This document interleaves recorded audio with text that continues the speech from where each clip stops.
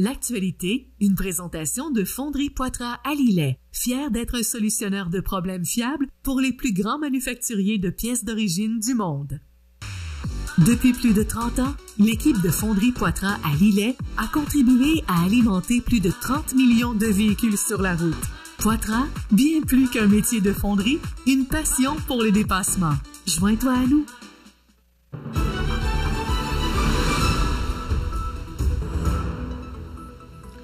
Alors, dans l'actualité de ce jeudi 23 octobre, je ne sais pas pourquoi, mais je me pense toujours le 24, mais on est bien jeudi le 23 octobre. D'abord, on parle du jumelage innovant entre demandeurs d'asile et entreprises du comté. Donc, c'est une nouvelle initiative qui prend forme dans la région de Côte-du-Sud, Rivière-du-Loup, Katascomique, Témiscouata, qui est le comté du député fédéral Bernard Généreux, qui veut répondre concrètement à la pénurie de main-d'œuvre. Donc, le député fédéral qui annonce la mise en place d'un projet novateur en collaboration avec l'organisme INICI, soit Immigrer, Intégrer, Innover, visant à jumeler des travailleurs internationaux déjà présents au Québec avec des entreprises locales à la recherche de personnel qualifié, donc dans un contexte là, où les employeurs peinent à combler leurs postes, notamment en raison des lourdeurs administratives du programme des travailleurs étrangers temporaires. On en a parlé pour ne pas finir d'en entendre parler. Cette démarche se veut une solution humaine, pragmatique et rapide. Donc, le programme intitulé « En route vers ma région », lancé en septembre dernier par INICI, permettra d'organiser une tournée de recrutement original, dont un autobus transportera, les 27 et 28 novembre prochains, une cinquantaine de candidats présélectionnés vers Montmagny et Rivière-du-Loup. Ces travailleurs, déjà titulaires d'un permis de travail ouvert et établis au Québec, viendront rencontrer directement des employeurs régionaux. Quand même, une belle initiative. Le processus de jumelage est simple et transparent. Les entreprises intéressées n'ont qu'à remplir un formulaire pour préciser leurs besoins. Et selon Bernard Généreux, cette initiative ne vise pas à remplacer les programmes existants, mais à offrir une alternative transitoire adaptée aux réalités du terrain. Donc, bravo, Monsieur le député Généreux, pour cette belle initiative, en espérant que ça pourra répondre, du moins temporairement, le temps qu'on règle le problème des immigrants ou des travailleurs étrangers temporaires. On est la semaine des PME. Mme Thibault en a parlé tout à l'heure. Manufacturier et exportateur du Québec, mieux connu sous le nom de MEC, poursuivait cette semaine sa tournée régionale en Chaudière-Appalaches. La deuxième étape de cette série de rencontres s'est tenue chez Métal Bernard, division du groupe Mondial, réunissant plusieurs manufacturiers de la région autour d'un enjeu majeur, soit le reprenariat. Qu'est-ce que c'est que le reprenariat? C'est la relève entrepreneuriale, tout simplement. Beaucoup d'entrepreneurs éprouvent de sérieux problèmes à la relève. Donc, le fait d'organiser de tels événements, le fait de se rencontrer entre entrepreneurs, ça ne dit pas bien, entre entrepreneurs, voilà, ça nous permet de voir que souvent, on n'est pas tout seul à avoir des problèmes, puis ça fait du bien de se rencontrer puis d'échanger. Alors, c'est une belle initiative de manufacturiers et exportateurs du Québec. Selon Statistique Canada, ce secteur représente 12,4 % du produit intérieur brut québécois et affiche le plus haut taux d'intention de transfert, soit 15,3 %. C'est quand même beaucoup, là. Toutes les entreprises du Québec, c'est 15,3 % qui travaillent à la relève entrepreneuriale, une situation qui offre autant d'opportunités de renouvellement que de risques de perte de savoir-faire si la relève n'est pas bien accompagnée. Alors, une autre belle initiative. La MRC de Montmagny qui vient d'unir 2 distinctions locales majeures, dont le prix Alain Brebillon et le prix Laurent Brochu, afin de créer une reconnaissance unique, soit le prix civique Brochu-Brebillon, créé en hommage à 2 figures marquantes du milieu. Tout le monde connaît bien Laurent Brochu et Alain Brebillon. Donc, ce prix reflète leurs valeurs communes, dont la générosité, le respect et la solidarité. Le premier prix, ou le nom du premier récipiendaire de cette nouvelle distinction sera dévoilé le 10 novembre prochain lors d'une cérémonie officielle à la MRC de Montmagny. Et bien sûr, Mme Nancy Dubé, qui est candidate à la préfecture de Kamouraska, je vous le rappelle toujours en vous disant que Mme Dubé et M. Roy, là, les 2 candidats, Sylvain Roy, sont en opposition pour les élections du 2 novembre prochain. Et dans Kamouraska, c'est par suffrage universel, alors qu'ici, les préfets, que ce soit à Montmagny, pour la MRC de Montmagny ou la MRC de Lillet, les préfets sont nommés par leur père, c'est-à-dire par les maires des municipalités. Donc, elle nous informe de son programme, entre autres en habitation, immigration, éducation, développement social, développement communautaire, donc, et la santé. Voilà, donc, les élections qui auront lieu. Le vote par anticipation, dimanche le 26, et le vote officiel, le 2 novembre.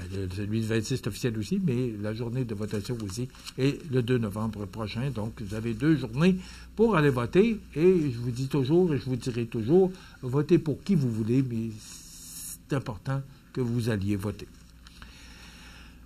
Jérémy Bernier du Journal de Québec nous informe que la Terre a bel et bien tremblé hier dans la capitale nationale. Donc, un séisme là, de magnitude 2,6 a bel et bien fait trembler la terre dans la région de la capitale nationale hier matin. On dit que ça a débordé jusqu'à Lévis. Donc, le sismographe de Séisme Canada, et ça, je ne le savais pas, j'apprenais ça ce matin de Jérémy, il est situé à Saint-Roch-des-Aunais, tout près de l'Apocatière, complètement à l'est de la MRC de Lillet.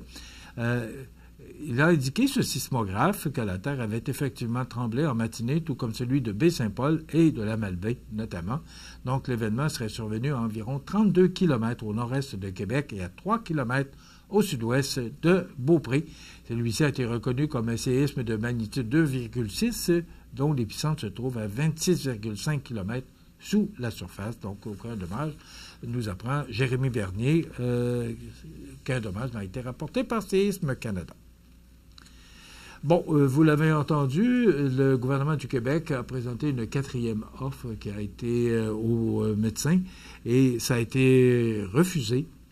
Donc, on a refusé la 4e offre de M. Legault, ou du gouvernement, peut-être plus juste. Donc, le premier ministre Kakis constate l'impasse avec les 2 fédérations médicales et a déclaré hier soir, si on n'arrive pas à s'entendre d'ici vendredi matin, on va déposer un projet de loi pour changer leur mode de rémunération et pour mettre fin aux moyens de pression, a dit le premier ministre dans une vidéo partagée sur les réseaux sociaux en soirée. Donc, c'est à suivre. Et on se demande toujours, est-ce que les médecins vont faire un bout, est-ce que le gouvernement va faire un autre bout pour qu'on puisse arriver à une solution négociée? Moi, je suis toujours en faveur des solutions négociées. Mais il semblerait que, chacun tient son bout. Alors, comment tout ça va finir? On se demande toujours si c'est le patient qui va payer pour ça. Alors, possible loi spéciale demain pour les médecins. On souhaiterait que ça puisse se négocier, qu'on puisse en arriver à une solution qui fasse l'affaire des 2 parties. On va souhaiter ça et on va dire, comme on dit toujours, on va se croiser les doigts pour que ça puisse se faire dans l'harmonie. Ce matin, c'est Guillaume Saint-Pierre qui s'est posé la question que je me suis posée hier. Le gouvernement de Mark Carney craint que son budget ne soit pas adopté. Et hier, je regardais Radio-Canada et c'est Gérald Filion, qui est analyste économique à Radio-Canada, qui nous mentionnait là, un paquet de chiffres, mais que ça pourrait ressembler, et là, je prends des chiffres là, parce que j'ai vu vite le reportage, mais quand même, on parlerait d'un possible, et je dis bien possible, budget ou déficit, là, entre 45, 50, 75. C'est difficile de se faire une idée, mais ça pourrait aller jusqu'à 100 milliards, mais on parle peut-être plus de 75 milliards de déficit, mais quand même. Bon, on sait que la défense, on va augmenter l'aide à la défense là, pour améliorer notre armée canadienne. Aussi, ce qui se passe actuellement, c'est que les entreprises ont besoin d'aide du gouvernement là, en raison des tarifs douaniers. Est-ce que les partis d'opposition, parce que M. Carney rencontre les chefs d'opposition pour s'assurer qu'ils puissent avoir leur appui pour voter, parce que M. Carney c'est un gouvernement minoritaire. Il lui manque 3 députés pour avoir une majorité. Alors, est-ce que les partis d'opposition vont suivre? Ce que j'entendais hier, pas certain. Est-ce qu'on est prêt à une élection fédérale? Est-ce qu'on a les moyens de se permettre ça? Est-ce qu'on a les moyens de se permettre un déficit? J'ai l'impression qu'on se sent serré de tous bords, de tous côtés. Là. Ben, si on ne va pas en élection, il faut accepter le déficit. Quand même un déficit important qui va encore augmenter la dette, qui va encore augmenter le coût de la dette sur notre budget. On a l'impression là, qu'on n'est pas capable de s'en sortir. Moi, je m'attendais peut-être à autre chose de la part de M. Carney, mais il est pris avec une situation économique qui est passablement difficile. Histoire à suivre, mais c'est le 4 novembre que le budget de M. Carney sera déposé, donc on va suivre ça avec intérêt. Et M. Trump dit que l'essentiel de l'aile sera détruite. Donald Trump a affirmé hier, selon l'agence AFP, qu'une très grande partie de l'aile est de la Maison-Blanche serait détruite afin de laisser place à une salle de bal qu'il désire ardemment.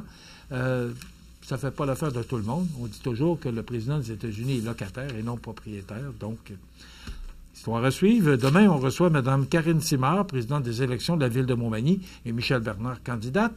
Bonne journée. L'actualité de Fonderie Poitras à Lillet, fier d'être un solutionneur de problèmes fiables pour les plus grands manufacturiers de pièces d'origine du monde.